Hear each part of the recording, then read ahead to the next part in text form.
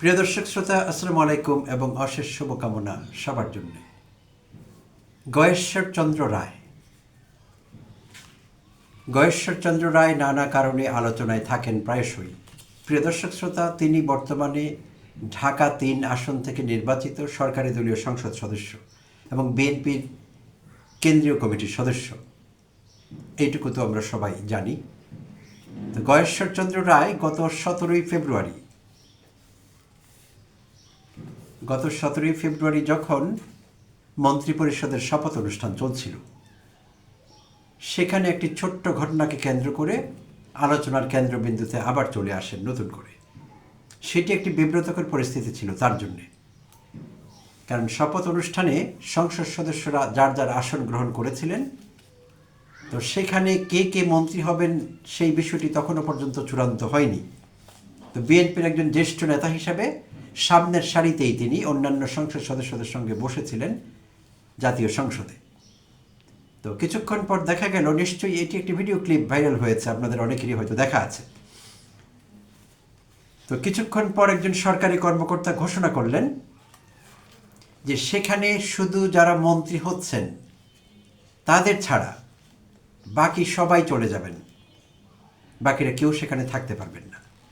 তো সেই কর্মকর্তার অনুরোধটি সঙ্গে সঙ্গে রক্ষিত হয়নি, অনেকেই সেখানে ছিলেন তারপরও, ঘোষণার পরও। শেষে সেই কর্মকর্তা উপস্থিত সংসদ সদস্যদের অ্যালার্ট করেন বা ওয়ার্নিং দেন যে যদি তারা সামনের আসনগুলো খালি না করে দেন এবং শুধু মন্ত্রীদের ছাড়া যারা মন্ত্রী হিসেবে শপথ নেবেন তাদের ছাড়া বাকিরা জায়গা ছেড়ে দিতে হবে। যদি না দেন তাহলে তিনি এসএসএফ ডেকে, স্পেশাল সিকিউরিটি ফোর্স ডেকে তাদের সেখান থেকে বের করে দেবেন। তো তখন রাগান্বিত হয়ে গয়েশ্বরচন্দ্র রায়কে সেখান থেকে চলে যেতে দেখা যায়। তো তাকে আবার কেউ কেউ বসবার অনুরোধ করলেও তিনি খুব রাগান্বিতভাবে রাগ দেখিয়ে সেখান থেকে চলে যান। সেই দৃশ্যটি কিন্তু ভাইরাল হয়েছিল, সেই ভিডিও ক্লিপ। তো পরবর্তীতে তিনি আবার সেই বিষয়টি খোলাসা করেছেন। এই বিষয়টি নিয়ে অনেক কথাবার্তা হচ্ছিল বিভিন্ন জায়গায়। তিনি সেটি খোলাসা করেছেন গত 24 ফেব্রুয়ারি কেরানীগঞ্জ উপজেলা অডিটোরিয়ামে। সেখানে তিনি একটি মত বিনিময় সভায় হাজির ছিলেন, প্রধান অতিথি হিসেবে বক্তব্য রাখছিলেন। আর সেটি ছিল কেরানীগঞ্জ উপজেলার সরকারি কর্মকর্তা এবং শিক্ষা প্রতিষ্ঠানদের প্রধানদের নিয়ে সেই অনুষ্ঠানটি। সেখানে তিনি বক্তব্যে জানালেন যে তিনি কখনো মন্ত্রী হবেন না, মন্ত্রিত্বের জন্য তার কোনো আগ্রহ নেই। তিনি সংসদ সদস্য হিসেবে জনগণের কথা বলতে চান সংসদে, মন্ত্রিত্ব বিষয়ে তার কোনো আগ্রহ নেই। তো ইন্টারেস্টিংলি আমাদের অবশ্য জানাও নেই এই কথা। প্রিয় দর্শক শ্রোতা, আপনাদের কারো জানা থাকলে জানাবেন কমেন্টে। আমাদের কারো জানাও নেই যে বর্তমান বিএনপি সরকার তাকে মন্ত্রণালয় অফার করেছিল, কিন্তু তিনি সেটি প্রত্যাখ্যান করেছেন। এই তথ্যটিও কিন্তু আমাদের কাছে নেই। বাট তিনি নিজে থেকে বলেছেন ভবিষ্যতে তিনি মন্ত্রী হবেন না, কারণ তার রাজনীতি করবার উদ্দেশ্য মন্ত্রী হওয়া না। চমৎকার, তাকে সাধুবাদ জানাতে হয়। ভালো উদ্দেশ্যেই রাজনীতি করছেন, নিজের জন্য কিছু চাই না, শুধু জনগণের জন্য কাজ করতে চান।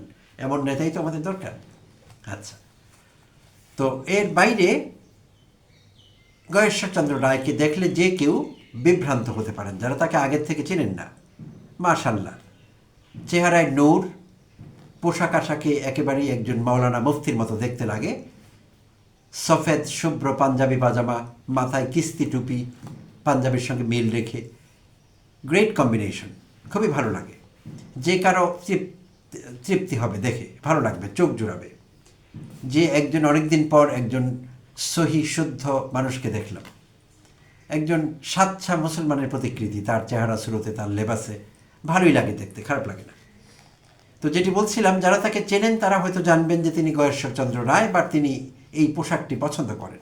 আর যারা তাকে জানেন না তিনি ভাববেন যে তিনি হয়তো কোনো মুফতি মাওলানা সাহেব হবেন। চেহারা স্রোতে, গেট আপে সেরকমই লাগে, মাশাল্লাহ। তো এখন প্রায়শই তাকে দেখা যায় রাজনৈতিক বক্তব্য দেবার সময় ধর্ম বিষয়েও তিনি কিছু কথা বলেন। তো কিভাবে লোকের ধর্মাচরণ করতে হবে, ধর্ম মেনে চলতে হবে, কোন কাজটি করণীয়, কোন কাজটি বর্জনীয়, এই আলোচনা তার কাছ থেকে মাঝে মধ্যে শোনা যায়। তো সেইটিও অনেককে ভাবায় যে তিনি আসলে কে। তিনি কি কোনো ধর্মীয় ব্যক্তিত্ব, তিনি কোনো ধর্মগুরু, না হলে তিনি এইভাবে কথা বলছেন কেন? এই আলোচনাটি অনেকের মধ্যে আছে, এই প্রশ্নটি অনেকে করছেন। এমনকি বিএনপি দলীয় নেতাকর্মীরাও 2-4 জন আমার সঙ্গে তাদের ব্যক্তিগত আলাপ আছে। তারা গয়েশ্বরচন্দ্র রায়ের অতীতে বিভিন্ন সময় ধর্মীয় বিষয়ে দেয়া বক্তব্যে বিব্রত বোধ করেছেন এবং তারা বলেছেন যে গয়েশ্বরচন্দ্র রায় ঘোষণা দিয়ে তো মুসলিম হননি, গ্যাটাপে তাকে মুসলিম লাগে, কিন্তু তিনি তো এখনও হিন্দু, তাই তিনি মুসলমানদের উদ্দেশ্যে ধর্মাচরণ মুসলমানদের কেমন হবে, কেমন করা উচিত, কেমন উচিত না, এই বক্তব্যগুলো তিনি কেন দিচ্ছেন? না দিলেই তো ভালো হয়, বিএনপি নেতাকর্মীরা আমাকে অনেকে বলেছেন। তো যাই হোক, তিনি দলের নেতা, জ্যেষ্ঠ নেতা, প্রকাশ্যে তো তার বিষয়ে কথা বলা যায় না, তো তারা বলছেন না প্রকাশ্যে কথা, বাট ভেতরে ভেতরে এমন একটি আলাপ আছে। তো এখন এই এপিসোডে তাকে নিয়ে আমি বিশেষভাবে কী বলতে চাইছি। প্রিয় দর্শক শ্রোতা, গতকাল ছিল ৩রা মে, রোববার। তিনি গতকাল প্রধান অতিথি হিসেবে বক্তব্য দিচ্ছিলেন বিএনপি দলীয় সাবেক সাংসদ জনাব নাসিরউদ্দিন আহমেদ পিন্টুর মৃত্যুবার্ষিকী উপলক্ষে দোয়া ও আলোচনা সভায় তিনি প্রধান অতিথি হিসেবে বক্তব্য দিচ্ছিলেন ঢাকার হাজারীবাগ পার্ক প্রাঙ্গণে। তো সেখানে প্রধান অতিথি হিসেবে আলোচনায় তিনি নানা কথা বলছিলেন। তো তার মধ্যে কিছু ছিল একেবারে নিরেট ওয়াজ নসিহত, যেটিকে বলি আমরা। একজন ওয়াজি যেরকম ওয়াজ করেন উপস্থিত সম্মিলিত শ্রোতার উদ্দেশ্যে, ধর্মপ্রাণ মানুষের উদ্দেশ্যে, তিনি সেরকম কিছু বক্তব্য রেখেছেন, ধর্মীয় উপদেশ বা নসিহত। আর কিছু ছিল পলিটিক্যাল, রাজনৈতিক, গতানুগতিকভাবে যেইটি করা হয়, নেতা নেত্রীর প্রশংসা করা, তাদের প্রশংসায় ভাসিয়ে দেওয়া, যেটিকে অনেকে মোসাহেবি কিংবা চাটুকারিতার পর্যায়ে ফেলেন। তো দুভাগে ভাগ করে আলোচনাটি করব তার কালকের বক্তব্য। প্রথম হলো তিনি ধর্মীয় বক্তব্য রেখেছেন, একজন মুফতি মৌলানা সাহেবের মতো। যে কেউ কনফিউজড হয়ে যাবেন যে তিনি নিশ্চয়ই একজন মুফতি, কিংবা তিনি নিশ্চয়ই ধর্মান্তরিত হয়েছেন।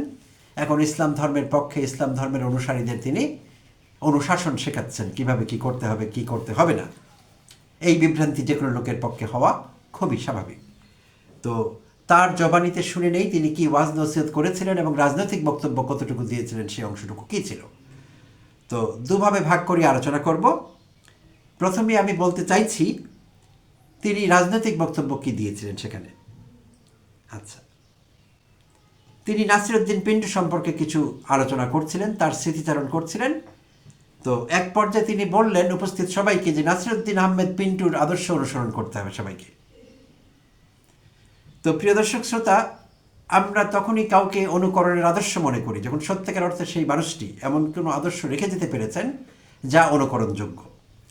কিন্তু নাসিরউদ্দিন আহমেদ পিন্টু ছাত্রদলের সাবেক সভাপতি এবং বিএনপি দলীয় সাংসদ। তো আমাদের জানা নেই, আমি বলতে চাচ্ছি না যে he was a bad person, he was okay, Nasiruddin Ahmed Pintu was okay, but তিনি অনুকরণের আদর্শ কবে হয়ে উঠেছিলেন বাংলাদেশের মানুষের জন্য সেটি কিন্তু আমাদের জানা নেই। সম্ভবত গয়েশ্বরচন্দ্র রায় ভালো জানা আছে, তাই তিনি উপস্থিত জনতাকে আহ্বান জানালেন যে যাতে করে তারা তার আদর্শ অনুসরণ করেন। তো এটি রাজনৈতিক বাগাড়ম্বর, অপ্রয়োজনীয় কথা, তিনি সেটি বলেছেন। এর বাইরে তিনি জিয়া পরিবারের প্রশংসা করেছেন। আমি দৃঢ়ভাবে বিশ্বাস করি, আমি অতীতে আমার চ্যানেল থেকে অনেকগুলো এপিসোড করেছি প্রয়াত রাষ্ট্রপতি শহীদ জিয়াউর রহমানের প্রশংসা করে, বেগম খালেদা জিয়ার প্রশংসা করে এবং কখনো কখনো প্রয়োজনীয় সমালোচনা করে। তো জিয়া পরিবার নিয়ে আমাদের বলবার অনেক কথা আছে, অনেক ইতিবাচক কথা আছে। বাংলাদেশের লাখো কোটি মানুষ জিয়া পরিবারের অ্যাডমায়ারার, জিয়া পরিবারের মঙ্গলাকাঙ্ক্ষী। তারা অনেকেই বিএনপি করেন না, না করলেও তারা জিয়া পরিবারকে ভালোবাসেন, বিশেষভাবে শহীদ জিয়াউর রহমানকে তারা ভালোবাসেন, বেগম খালেদা জিয়াকে ভালোবাসেন, কিন্তু বিএনপি রাজনীতি করেন না এমন কোটি মানুষ পাওয়া যাবে বাংলাদেশে। আমিও তাদের একজন। আমি বিএনপি রাজনীতি করি না, আমি আসলে কোনো দলের রাজনীতি করি না, দলীয় রাজনীতি আমি করি না অ্যাক্টিভলি। তো সেই অর্থে জিয়া পরিবার নিয়ে আলোচনা থাকতেই পারে।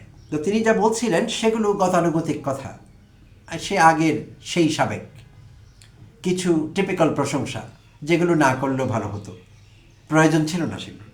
বাট তিনি মনে করেছেন এটা না করলে বিএনপি হাই আফসার তার উপর অসন্তুষ্ট হবে, তাই তিনি সেই আলোচনাগুলো করেছেন। সেই আলোচনায় তিনি বলছিলেন শহীদ রাষ্ট্রপতি জিয়াউর রহমান ছিলেন একজন সাধারণ জীবনযাপনে অভ্যস্ত নেতা, যিনি সারা জীবন জনগণের জন্য কাজ করেছেন এবং নিজের বা পরিবারের জন্য কিছুই রেখে যাননি। তার সে আদর্শের ধারাবাহিকতা বজায় রেখেছেন বিএনপির চেয়ারপারসন বেগম খালেদা জিয়া। তিনি দেশের মানুষকে ভালোবেসে আপসীর নেতৃত্ব দিয়েছেন। আচ্ছা, এই কথাগুলো ঠিক আছে, এগুলো কোনো বাড়তি কথা না, এগুলো তিনি একদমই ঠিক বলেছেন। এবং বর্তমান প্রধানমন্ত্রী জনাব তারেক রহমানের কিছু সরকারি কর্মসূচির কথা বললেন। ফ্যামিলি কার্ড, ফার্মার্স কার্ড, নারীদের স্বাবলম্বী করবার উদ্যোগ, এইসব বিষয়ে তিনি কথা বলেছেন, প্রশংসাও করেছেন। আচ্ছা, এগুলো রাজনৈতিক অংশ তার বক্তব্যের। এবার ফিরে আসব মূল আলোচনায়। কেন আমার সন্দেহ হলো বা অনেকের সন্দেহ হচ্ছে তিনি ধর্মান্তরিত হয়েছেন কিনা, সেই আলোচনায় এখন আসবো প্রিয় দর্শক শ্রোতা।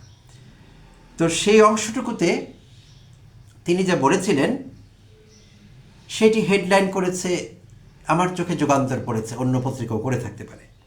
যুগান্তর হেডলাইন করেছে, ভোট দিয়ে বেহেশত নয়, আমলি আসল গয়েশ্বরচন্দ্র রায়। আই রিপিট দ্য হেডলাইন, আমি আবারও পড়ছি, ভোট দিয়ে বেহেশত নয়, আমলি আসল। ভালো কথা, কে বলছেন? গয়েশ্বরচন্দ্র রায় আমল নিয়ে কথা বলছেন। আচ্ছা, হতেই পারে।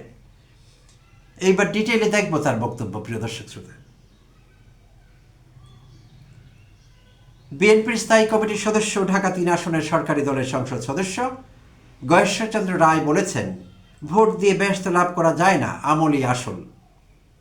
আচ্ছা, তারপর তিনি বলেছেন, জিয়াউর রহমানের জানাজায় লাখো মানুষের উপস্থিতি ছিল এবং তার শাহাদাতের সময় বৃষ্টি হয়েছিল। একইভাবে খালেদা জিয়ার জানাজার দিনও বৃষ্টি হয়েছে। উল্লেখ করে তিনি বলেন, যারা জনগণের জন্য কাজ করেন তাদের বিদায়ের সময় বৃষ্টি আল্লাহর পক্ষ থেকে এক ধরনের শুভ বার্তা বহন করে এবং তা আত্মার শান্তির প্রতীক। চমৎকার। মুসলমান মাত্রই তার এই বক্তব্যে আমোদিত, বিনোদিত, চমৎকৃত এবং খুশি হয়ে যাওয়ার কথা। যারা মানুষের জন্য কাজ করেন, যারা ভালো মানুষ, আল্লাহ তাদের প্রতি দয়া পরবশ হয়ে তাদের মৃত্যুর সময়, শাহাদাতের সময়, দাফনের সময়, শেষকৃত্যের সময় বৃষ্টি দিয়ে থাকেন, রহমতের বৃষ্টি। সে কথা তিনি উল্লেখ করলেন। ভালোই লাগলো তার মুখে এগুলো শুনতে। আচ্ছা, তারপর তিনি বলেছেন, ধর্মীয় কুসংস্কার বিষয়ে কথা বলেছেন। ধর্মীয় কুসংস্কারের সমালোচনা করে তিনি বলেন, কিছু মানুষ ধর্মের অপব্যাখ্যা দিয়ে নারীদের ঘরে আবদ্ধ রাখতে চায় এবং মানুষকে বিভ্রান্ত করে। তিনি বলেন, শুধু কোনো প্রতীকে ভোট দিলে বেহেশতে যাওয়া যাবে না, ইসলামের বিধান মেনে চলা এবং 5 ওয়াক্ত নামাজ আদায়ের উপর গুরুত্ব আরোপ করেন তিনি। খুব ইন্টারেস্টিং, তাই না প্রিয় দর্শক শ্রোতা? 5 ওয়াক্ত নামাজের উপর গুরুত্ব আরোপ করেন, তো তাকে ধন্যবাদ দিতেই হয়। তিনি একজন মুসলমানের অন্য মুসলমানের প্রতি যে দায়িত্ব কর্তব্য আছে তার মধ্যে পড়ে তাকে ধর্মকর্মে আহ্বান করা, ডাকা, নামাজে ডাকা বা অন্যান্য ধর্মকর্ম করবার জন্য তাকে উদ্বুদ্ধ করা, এটি মুসলমানদের একটি বেসিক ডিউটির মধ্যে পড়ে, অন্য মুসলমানদের সেভাবে ডাকা। কিন্তু অন্য ধর্মের লোকদের নামাজ পড়তে ডাকা মুসলমানদের বেসিক ডিউটির মধ্যে পড়ে না, আর মুসলমানরা সেই ডিউটি করেনও না। তো এখন হিন্দু ধর্মে এমন বিষয় আছে কি না যে কোনো ভালো হিন্দু হতে হলে মুসলমানদের কয় বেলা নামাজ পড়তে হবে, তারপর কি কি করতে হবে, কি কি করতে হবে না, এই বিষয়গুলো জানাতে হবে।